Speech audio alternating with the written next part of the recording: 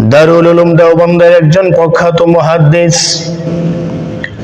রাতের বেলা মাদ্রাসা থেকে বাড়ির দিকে যাচ্ছিলেন। গভীর রাতে হাতের মধ্যে ছিল একটা হারিকেন, লণ্ঠন জ্বালানো।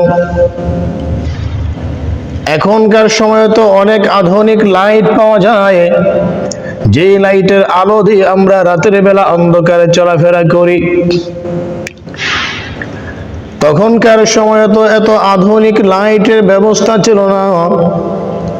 দারুল উলুম দেওবন্দের সেই মুহাদ্দিস, বিখ্যাত আলেম, রাতের বেলা মাদ্রাসা থেকে বাড়ির দিকে যাচ্ছেন। হাতে ছিল একটা হারিকেন বা লণ্ঠন। লণ্ঠনের আলোটা মৃদু মৃদু আলো হয়, এত বেশি আলোকিত হয় না। হারিকেনটা তিনি হাতের মধ্যে এভাবে একটু উঠিয়ে ধরে রাস্তা দিয়ে হাঁটতেছেন। দেওবন্দের সেই আলেম রাস্তা থেকে ওই পাশের দিকে যাচ্ছেন, ওই দিকে যাচ্ছেন, ওই দিক থেকে আরেকটা হিন্দু লোক আসতেছে। যখন দূর থেকে ওই হিন্দু লোক দারুল উলুম দেওবন্দের মুহাদ্দিস সাহেবকে দেখতে পারলো, হাতে একটা আলো হারিকেন আছে অথবা লণ্ঠন এরকম কিছু, ওই পাশ থেকে আসতেছেন। হিন্দু লোকটা ওই পাশ থেকে আসতেছে। হিন্দু লোকটা যখন দেখতে পারলো দারুল উলুম দেওবন্দের সেই মুহাদ্দিস সাহেবকে, একটু ভয় পেয়ে গেল।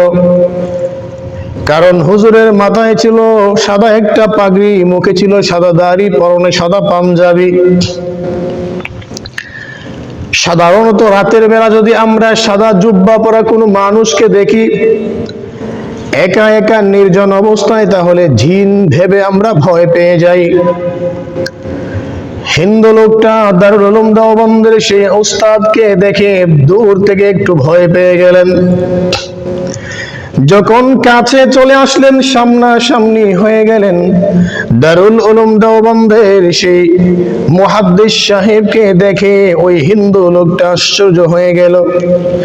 কারণ হলো হারিকেনের মৃদু মৃদু আলোটা যখন ওনার নুরানি চেহারার মধ্যে পড়তেছিল, মনে হচ্ছিল ওই চেহারা থেকে বিদ্যুৎ চমকাচ্ছে এমন।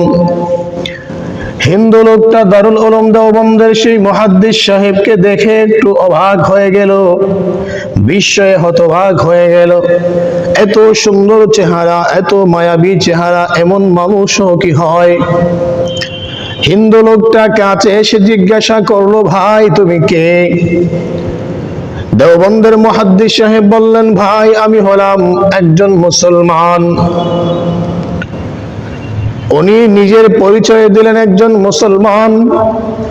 যদি আমরা হইতাম তাহলে বলতাম আমি দেওবন্দ মাদ্রাসার একজন বড় মুহাদ্দিস সাহেব। মুহাদ্দিস সাহেব বলতাম, হয়তো অন্য কোন পরিচয় দিতাম। কিন্তু দারুল উলুম দেওবন্দের মুহাদ্দিস সাহেব নিজের পরিচয় দিলেন আমি একজন মুসলমান। হিন্দু লোকটা যখন শুনতে পারলো ওই ভদ্রলোক একজন মুসলমান, হিন্দু লোকটা আশ্চর্য হয়ে গেল। কি বলেন ভাই, আপনি মুসলমান?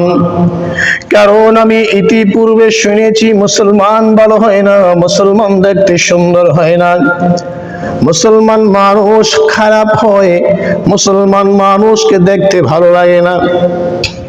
হিন্দু লোক বলতেছে, ভাই আপনি মুসলমান, এত সুন্দর চেহারা আমি তো আগে শুনি নাই। শুনেছি শুধু মুসলমানরা নাকি খারাপ হয়, দেখতেও খারাপ, চলাফেরাও খারাপ, মানুষটা ভালো হয় না। হিন্দু লোক বলতেছে, ভাই আপনি মুসলমান? কয় হ্যাঁ আমি মুসলমান।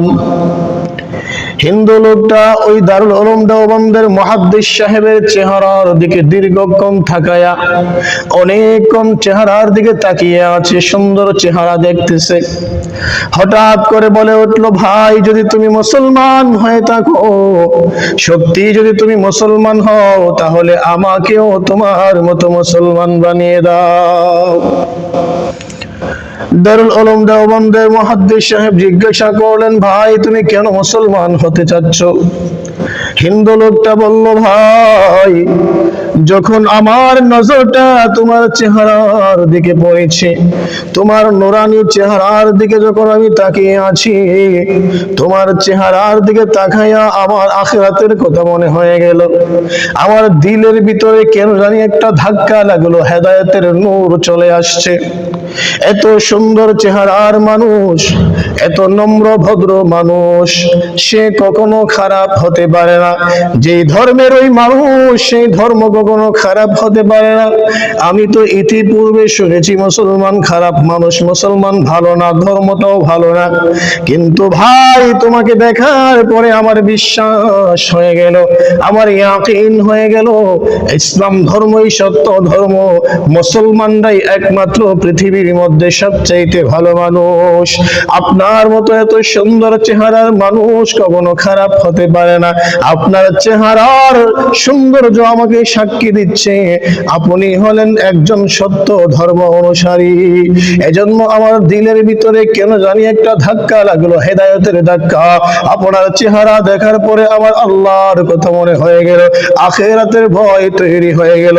এজন্য আমি সিদ্ধান্ত নিলাম, যদি আপনি মুসলমান হয়ে থাকেন তাহলে আমাকেও আপনার মতো মুসলমান বানিয়ে দেন। আমার ভাইরা, যে ব্যক্তি আল্লাহ তাআলার রং দিয়ে নিজের জীবনকে সাজাবে, আল্লাহ তাআলা তাকে সারা পৃথিবীর মধ্যে একটা আধিপত্য ক্ষমতা তৈরি করে দেবেন। সারা পৃথিবীর মানুষ তাকে ভালোবাসবে, সমস্ত প্রাণী জগৎ তাকে ভালোবাসবে। যে ব্যক্তি আল্লাহ তাআলার রঙে রঙিন হয়ে যাবে, ওই ব্যক্তি এই দুনিয়ার মধ্যে সবচাইতে সম্মানিত মানুষ হয়ে যাবে।